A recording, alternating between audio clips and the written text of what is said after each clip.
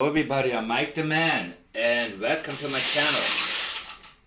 And so in this video I'm going to take my time and cover a lot of areas because this is something I've been wanting to talk about since the very beginning. Almost a year ago it came to my attention that Katie Proudfoot fooled people, many people, including people I had previously learned a lot from. That's what captured my interest in her. Katie Proudfoot is, in my opinion, a true sociopath. And there are quite a few, like Casey Anthony, Ted Bundy, that police officer, remember, who killed his, I think, 3 different wives? Remember that guy? And he was able to just go on camera all of the time, no matter how guilty he was, and no matter how found out he was, and he never admitted to anything. And I remember even when he finally got arrested, he was in cuffs, and he said, well, I get 3 huts and a cut. That is somebody who knows how to escape his own reality, or the realities of life. Somebody who lives in his own world, somebody who thinks he has a right to do what he wants to do, and really disregards the feelings of anybody else. Of course, I have talked about it in the past, what may cause sociopathy, and it is my opinion that sociopaths are usually pretty high in intelligence, extremely high in intuition, usually start out at empathetic children that are broken, come from a terrible home, as Katie Proudfoot allegedly does. She fits the bill in every way, and there are dozens of other ways that I haven't gotten into yet. Because I don't want to bore you with things that you may not be here for. You see, I always tell people when I get invited into a chat group and they're using Sebastian's name, but all they talk is about that PI. You see, the PI is, in my opinion, his job is to sidetrack people. But if you pay attention to him and speak about him, you are actually enabling him. So please do not say you're trying to help find Sebastian if all you're talking about is him. I have myself analyzed 2 statements of his. One where he claims that he found a woman who wound up actually being in a hospital far away from her home and made it home by herself. Yeah, it was an easy analysis because no, he was not the one who found her, rescued her, and so on and so on and so on. But he included himself in this. He injected himself into this situation. And the other one was significant because that was about the Proudfoots. And my analysis has shown that he actually thinks the Proudfoots deserve to go to jail. And he wants them to go, as he calls it, scot-free. Scot-free means despite being expected to be arrested or deserving to be arrested or being punished, you go scot-free. Or you had a very bad accident, you totaled your car and you went scot-free, meaning it would have been expected for you to be severely injured, but you didn't. He said if somebody is responsible, he's thinking of one person responsible for this, for what happened to Sebastian. But the best thing is that they will go scot-free. Not the best thing for them, but for him. Intention detection is that is my specialty. To figure out what does this person want? Why is he here? Why is he making all of these statements? And his intention is to keep the Proudfoots out of jail. He has told us that. So Katie Proudfoot is a fabricator of realities.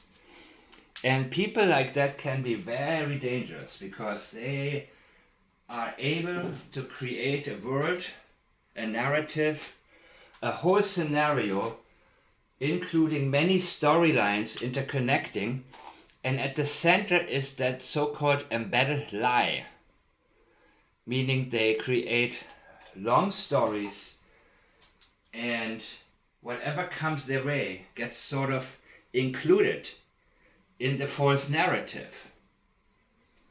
And in order for you to follow that, you need to accept the initial lie that is being told. And she's very good at that, actually, because she doesn't just tell you a lie. For example, the $1 million question is, why did he walk out of that door? That is beautiful sidetracking. Yes, Katie, it's perfect sidetracking. Because people, even people that I've learned from a lot in the past, said, well, no, the $1 million question is, where's Sebastian? Not why. Where is he? And absolutely correct. But here's the thing. Sebastian did not walk out of the door. So when we pay so much attention to this, which is basic analysis, we miss the point. And she is able to lie a lot better than most people out there. Much better. Many of her statements show up as reliable. Even when Chris makes almost the same statement, but in a different way, that it shows up as unreliable. They can both tell you the same thing by telling you something completely different when you analyze a statement. So Katie Proudfoot is one of the few people who would be able to make reliable statements, reliable denial, like Casey Anthony did, Ted Bundy, that cop. And the way to explain it, to try to explain it, is that they believe their lies. They believe their own lies. They are living in their own head and able to create something that they think is foolproof, or that is good enough to keep people away from them. And Katie Proudfoot is the writer of these fake realities. She created the script. Now these 3 statements here are all made by Chris Proudfoot because Katie is a poor performer. She's actually a very poor performer. And she's such a poor performer that when she speeds things up or she stumbles over things and she says, she gives away through changes in her patterns what we need to pay attention to. And the one thing that's also coming through is that duping delight. Her duping delight is it's involuntary. So when that woman, the church lady, Holly Thompson, I think it was, asked her in the very beginning, how are you coping? I have shared that clip where you can see how she cannot control her facial expression, the disdain for the person asking it, for the person who is actually buying into what she is giving you. And she's probably thinking, oh my gosh, what an idiot. I can't believe it.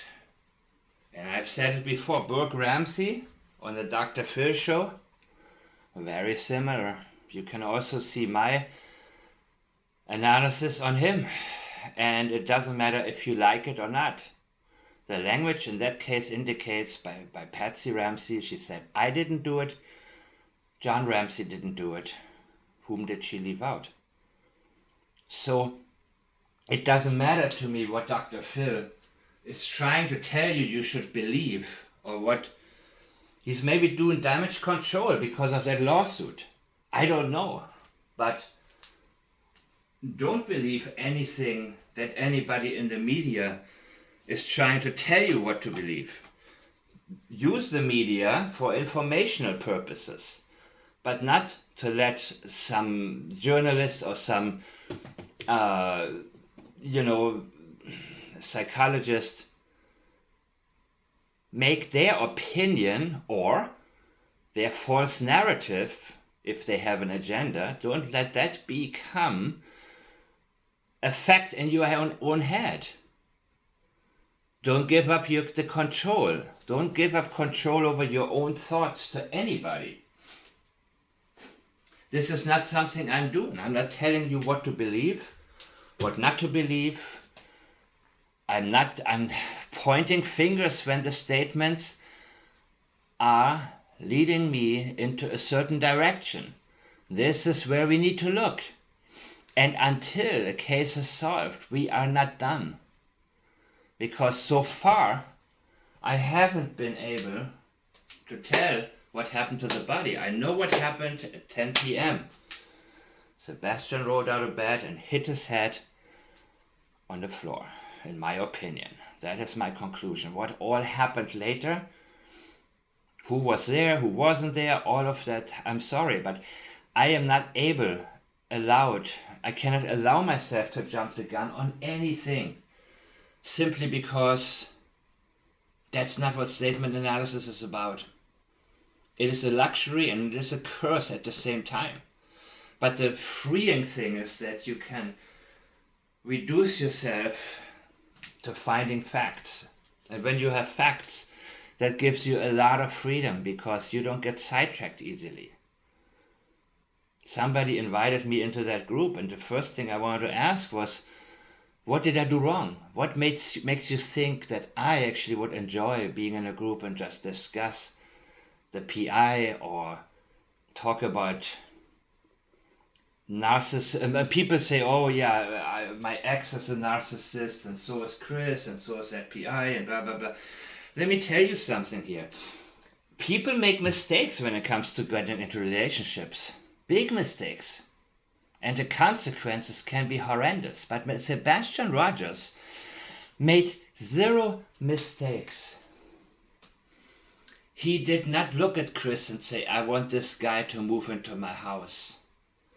Sebastian was thrown into a reality he couldn't control, he couldn't help. He was fighting back in his own way. And he was getting enough of the terror he experienced. And terror was exactly what that was, people. Let's be very real about that. When we hear more and more stories, not just the beating, but throwing away his toys because he didn't clean his room properly. Sebastian was terrorized. That's why he growled when he got angry. Katie had the nerve to say he can be very aggressive. Well, no. That is a regular reaction, a normal reaction to what he had to endure. And simply because he was physically unable to combat Chris, I actually think, okay, if there was an IQ test done, or had been done of all 3 of them, I would say Katie would be at least 115, probably above 120.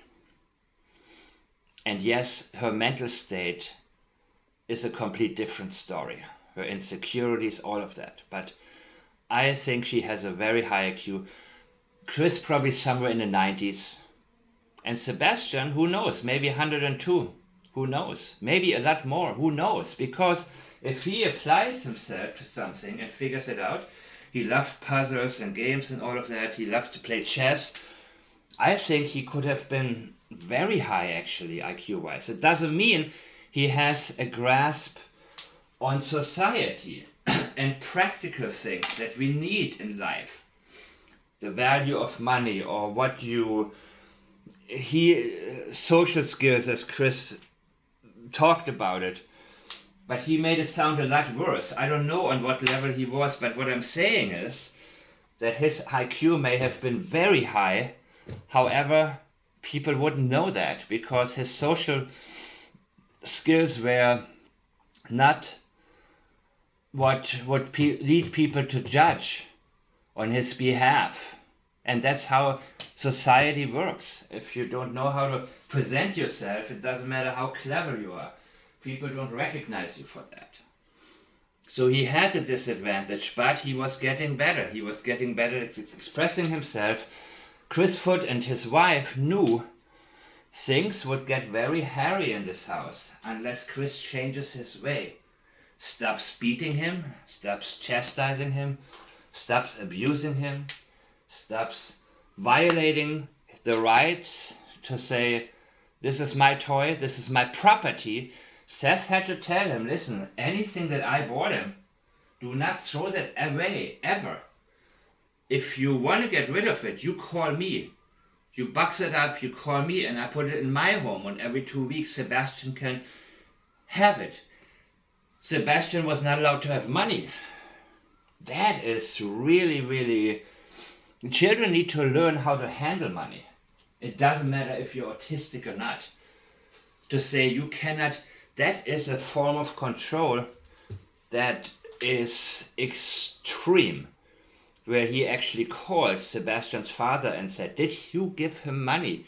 He's not supposed to have any money. Well, is he only buying candy with the money? I don't know. That would not be a good thing, but maybe you need to take your time and establish a few rules that you keep. Not have a house where you have like a bunch of Nazi rules. A whole lot, so many that you cannot even breathe. What about just certain rules where a child learns, no, you're not going to eat too much candy. I need to trust you. This money, you can save that. You will be able to do a lot of things with that. They didn't prepare him for the future at all. They hid him from everybody. They isolated him. A child like that needs to be nurtured in ways to where you gently guide them towards an independent life within society. And not the answer is not. But to Chris, that is the answer. Because unlike Katie, Chris's mind and his ability to think is highly limited.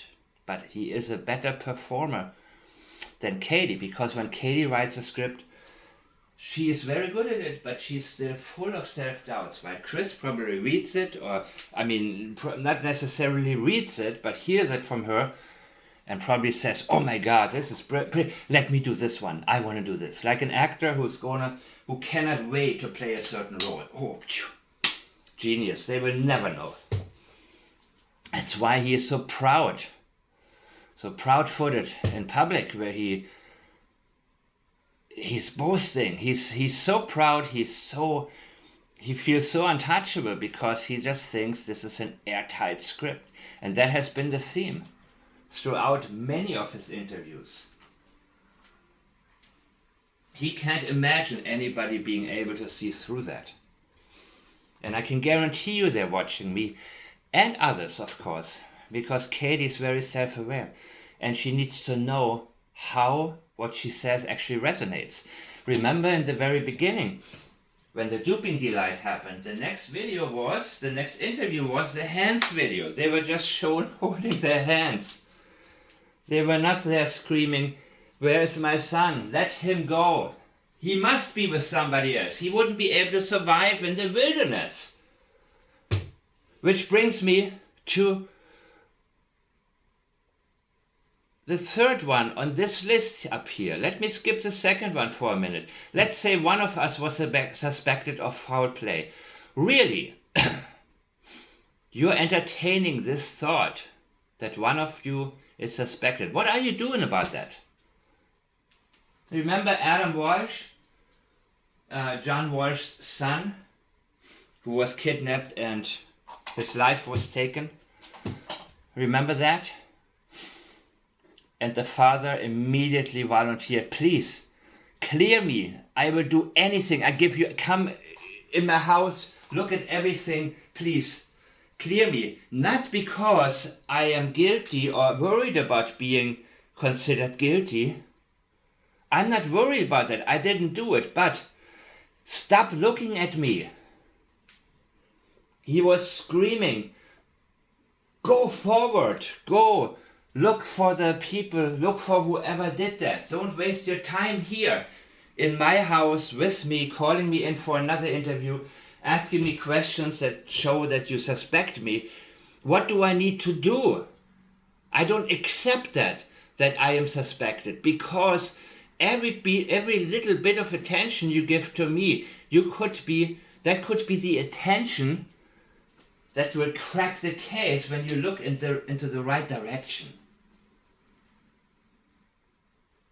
And that is not being defensive. It is saying, what do I need to do? I will do it.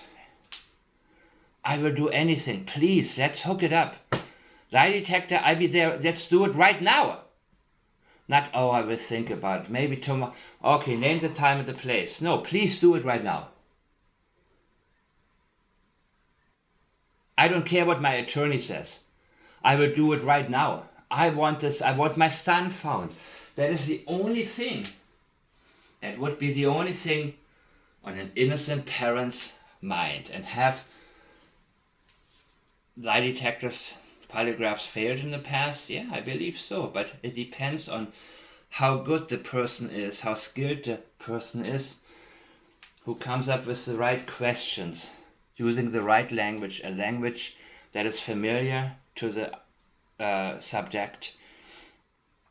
And I have mentioned many different examples. If you asked Bill Clinton back then, did you have such and such relationships with that woman? And he would have said no. Well, in his language, the way he was thinking, it wasn't. He probably would have passed the polygraph. You need to be very careful and have a pre-interview, understand the language, and maybe only have 2 or 3 questions, not a bunch of questions. But that's not the subject of this particular video. I just wanted to say this because, well, no, I shouldn't have brought it up even, because it's too long of a topic.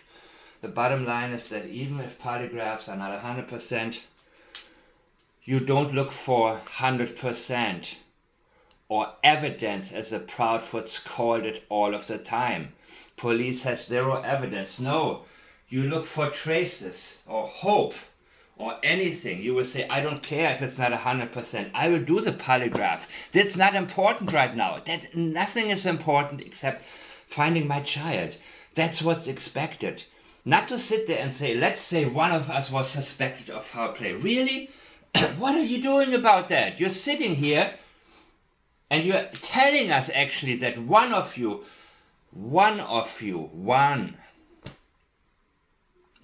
Chris, one, not both of you, one is a suspect. And that's similar to what the PI said. If somebody, talking about one person, but there are 2 people who need to be scot-free. That would be best for him. So there's something that he also is guilty of, allegedly, in my opinion. That's what his language indicates. The language of the PI and his own language. So I don't care what the PI says in public. His language betrays him. He's not able to fool us. Again, don't give him so much attention that he winds up on TV again with something completely... You're elevating him. You're giving him that extra notoriety that he needs to now probably be considered a great PI by many because of the media. Because they don't care. They know he has a following. And you are growing the following by talking about him all of the time. So don't say you're doing you want to find Sebastian and then you only talk about that. Talk about solutions. Talk about that. There's no way we would outdo all these agencies. He's telling you the same thing that this PI said. One of them is suspected of foul play because one of them did it. And there's no way we. They're both in it together and both of them need to go scot-free. All these agencies. Well, when you're telling me, Chris, that there's no way,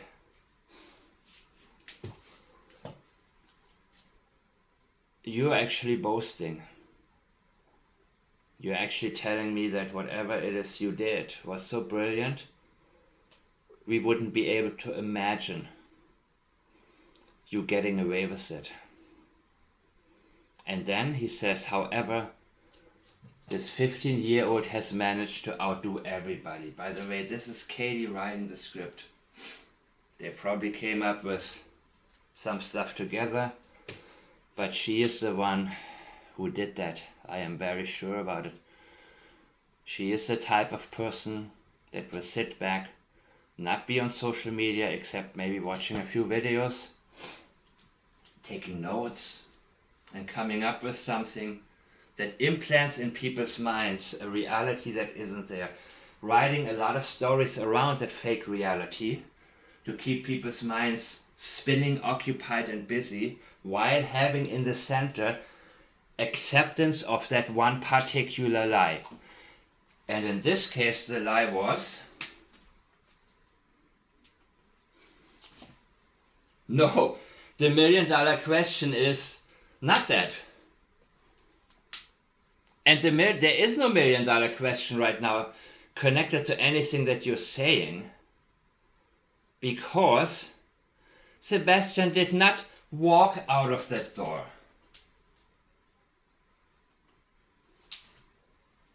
And he is not a ninja.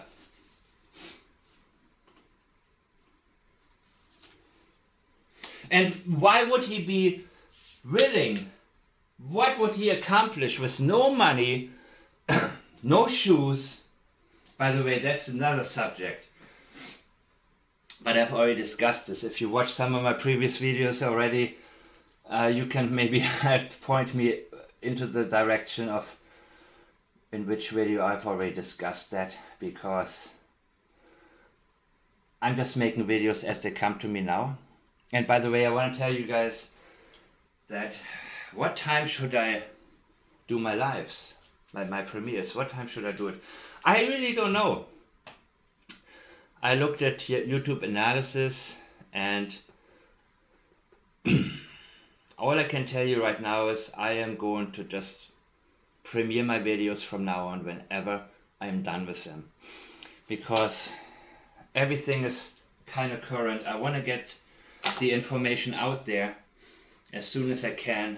So if YouTube tells me there's a 4 or 5 hours from now it's a better time for you to premiere, no, you know what, I'm sorry that some of you miss the opportunity to participate in chat, but we can use a comment section just as well, right?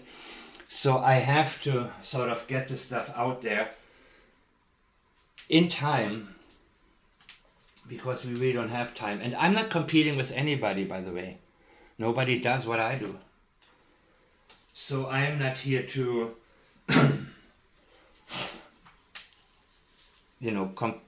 outdo anybody else. I don't have competition. The way I look at it, of course I appreciate you guys sharing my videos, because we need to get more views, more attention on that. We need to reach the right people more than anything. But I'm not going to delay something simply because it would be a better strategy to get more viewers. That's not, I'm also not going to, I just need to do what I do. I have to focus on the one thing that I'm good at, and that is what I am here for and gonna be here for. That will be my priority. He always wanted to be a ninja. Really? Okay. A lot of boys want to be ninjas. He wasn't a ninja. He had no cash. You said he was barefooted, which... Give me a break. Give me a break. You're trying to tell me some barefooted boy, malnourished, with no cash, afraid of everything, very scared of a lot of things. What is he gonna do? Walk into the night? What the heck is he gonna do? He's gonna jump into a cab and go to the airport and fly to Honolulu? What is he gonna do?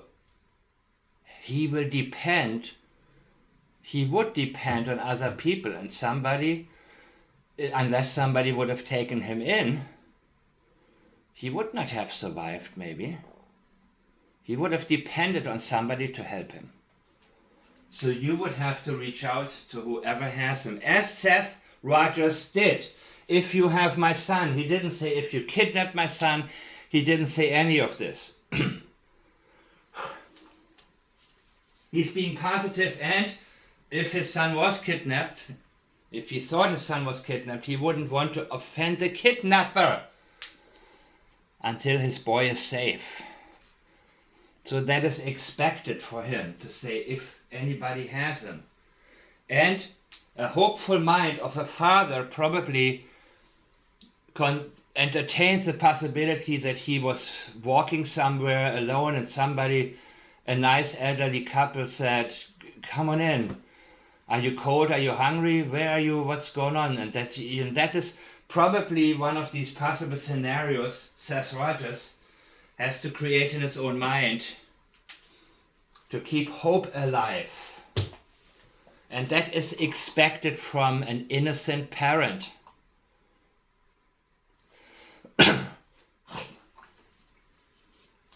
I haven't analyzed Seth.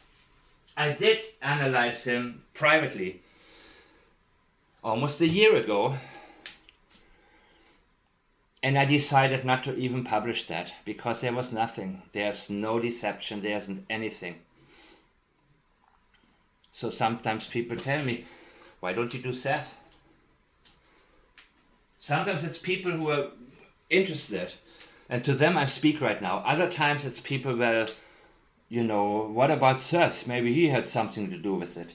No, he didn't. If Seth had anything to do with it or knows anything about where his son is, then the rules of statement analysis as they are taught worldwide need to change immediately. Because there is absolutely zero indication that Seth knows anything.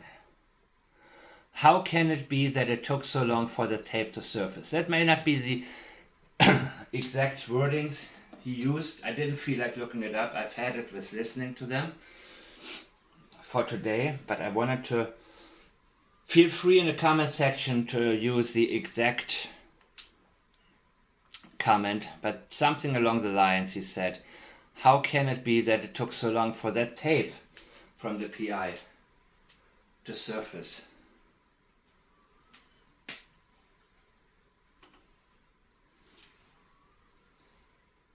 Except it didn't. It's been around for maybe a year already. For a very long time. And it's been determined that it has nothing to do with this case.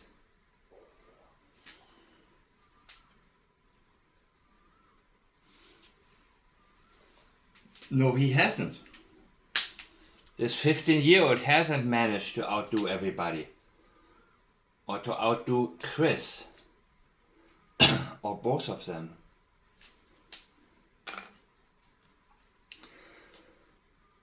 Chris loves to perform. He believes in the material. Katie is full of doubt. And when she realizes she fooled people, she can't control the disdain she feels towards them. She can't control her smirk, thinking probably, how can people be so stupid? Chris, on the other hand, he looks at it differently. He's thinking, yep, they're not gonna catch me. Nope, this is airtight, this is too good. He is happy when he can be in the center of something, using the material of somebody smarter than him. And still he will boast. He's talking about himself and his wife, in my opinion, outdoing everybody, being untouchable. So, yeah, when you guys use Sebastian's name and the chat is not about that, that's not a good idea. A lot of times people also say, why would they do it? That's often the problem that needs to be overcome when you have new law enforcement people and new statement analysts who cannot fathom crimes being committed against children. So in this particular case, we need to be very careful and not allow ourselves to depend on being able to relate to what allegedly these people have done.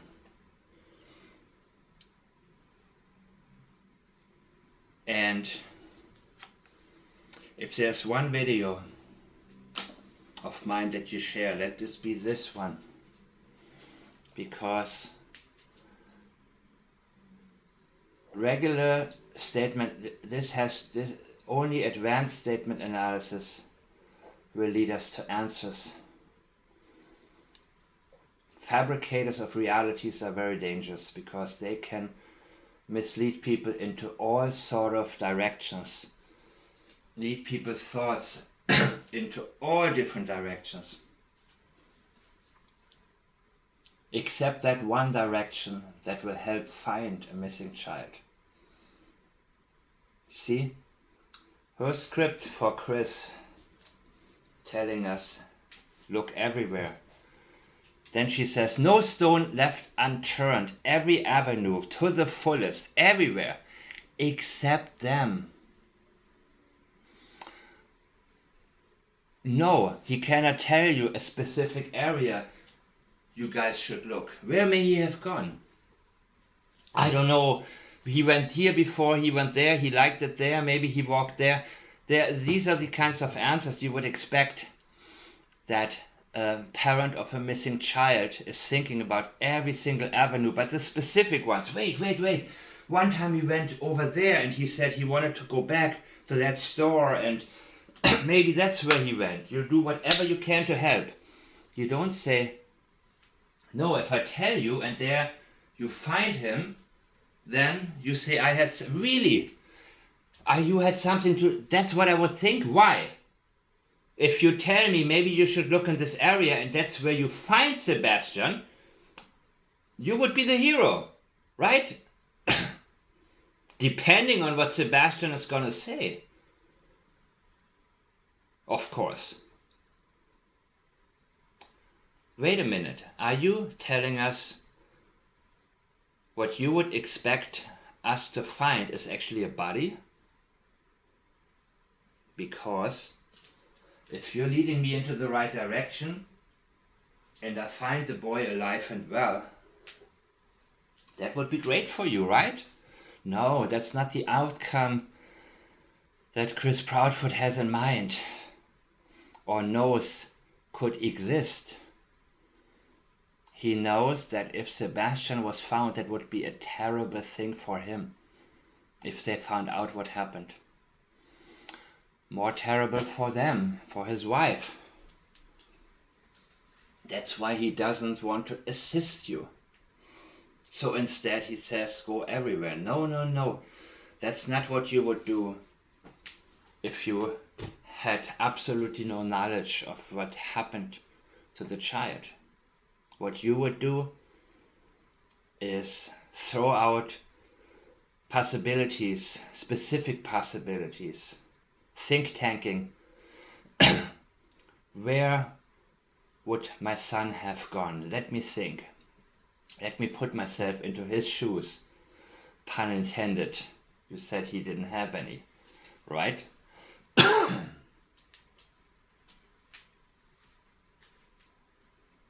When he tells you he doesn't want to talk about something or cannot talk about something, that's exactly when you have to pay attention.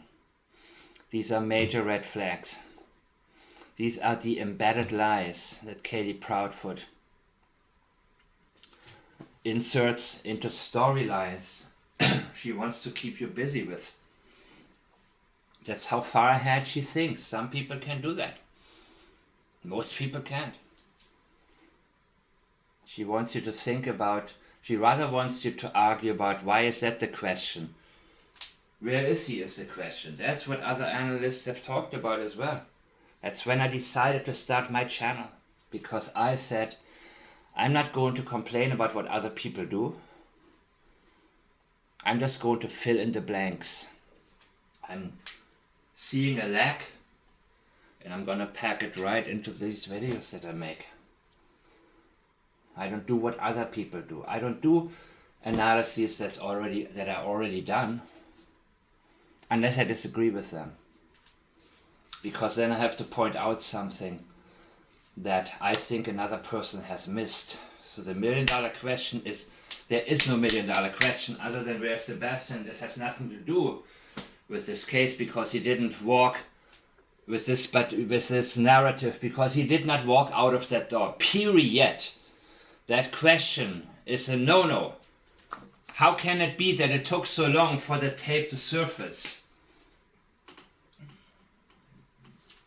No, it didn't take long for it to surface. In the very beginning we had it already. It was already examined. And Chris talks about Secret Service and really? Secret Service and FBI and all. Are you serious? I'm not sure about who was involved and how they were involved. But I cannot see all of these top agencies making this. Well, if they were involved, how were they involved? To what capacity? I cannot see this case having been a priority to any of them, because you're not a ninja, Chris. Neither is Katie. So also, statement number 3. This 15-year-old hasn't managed to do anything.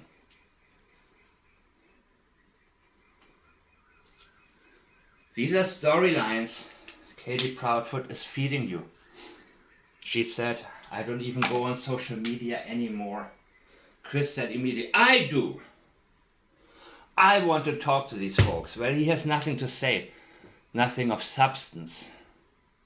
Unless Katie probably sits next to him and says, okay, I tell you what to write, dude. And he probably thinks, ooh, that's brilliant. Now he feels like a ninja. So the person he's boasting about is, of course, he cannot boast about himself. He's making it about this 15-year-old, and suddenly it is this 15-year-old.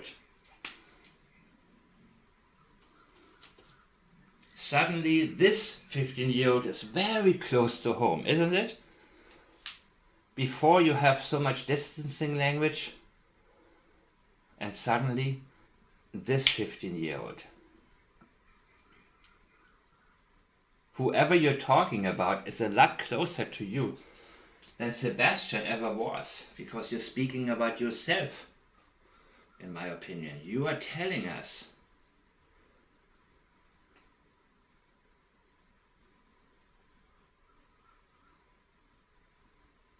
go ahead and share my video, guys. If you see somebody being confused, if you see people going into the wrong direction, and if they, there is no, where people talk about teams and Sebastian's army here, that doesn't mean everybody. I see a lot of people who also have been very scatterbrained and pay attention to all of the wrong things. And I think that what we have to do is protect ourselves and our minds from these people, because they There are very few. Here, quite a few on my comment section. Read the comments, guys. There are some great comments that also point out things that I haven't paid enough attention to. This is a team thing. And I will always tell you guys, it is much more powerful to have a beginner in statement analysis with a solid level, high level of intuition than somebody who's advanced, doesn't really know which statement to analyze first, simply goes down the line, sometimes wastes his time with statements that, yes, they show the guy is a bad guy and an abuser, but it doesn't give us anything. So if anything ever stands out, if you notice anything, that's why I always say, keep your mind free. Stay away from the gossip and the nonsense and about the PI and all of that. Stay away from that. When your mind is free, and it doesn't, usually in my case, it's not me actively looking for a statement. I'm tuning into an interview. I'm listening. All of a sudden, ooh, there we go. And my mind once in a while tells me, no, wait, there's nothing there. This is no. I know there's something there. I write it down, I look at it, I compare it to other things, and all of a sudden I wake up at 2 in the morning and I say, I got it. And I come online. I get on camera. Or not myself so much, not my face. But what I've written down and I'm talking. Because never underestimate the power of your own intuition. Use statement analysis to verify, because I have said it before. It's very dangerous, and it happened to me as well, where I wasn't sure, is this my intuition or is this just misinformation that was injected into my brain, or I allowed my brain to open up to in the very beginning, because that also happened to me. And I realized, people say, okay, look at this, look at the lights, look at this. Oh no, it's not that. And wait. 2 weeks later, yes it is. You go crazy that way. I cannot imagine how people enjoy speculating. So I also like it when people question me intelligently or ask me, what about this, what about that? Because that's how I am. That's how I was when I learned from others, where I think about the what ifs all the time. So when somebody teaches and basically repeats what somebody else told them, then you get the opinions and the holes in the knowledge, not only from your teacher, but the person who taught him as well. And I don't do that. I love to be around people who detect what hasn't come to me yet. So by all means, if it's anything constructive that you think you have to offer, do not hold back at all. So to sum it up, Chris Proudfoot is performing Katie's script. Her script is just that. It is a great fabrication of realities. She's very good. I think she's very good at it within her own home, when she's alone only with Chris, when she has time to write and think. She's absolutely terrible. She's overacting. Her fake crying is she is a horrible performer, but a great writer. Chris probably couldn't write anything, come up with anything. He probably throws out a lot of ideas, and maybe like 1 out of 10, Katie says, yeah, okay, we can do this one. But he's a very confident performer. He believes in the material. It's sort of like, when an actor fights to finally gets the one role that he thought he can shine with. And that's what we're seeing with Chris. That's why he loves to be on the lives. He loves to be in interviews. He loves to perform. He thinks he can fool you, but in reality, none of his material actually came out of his own mind.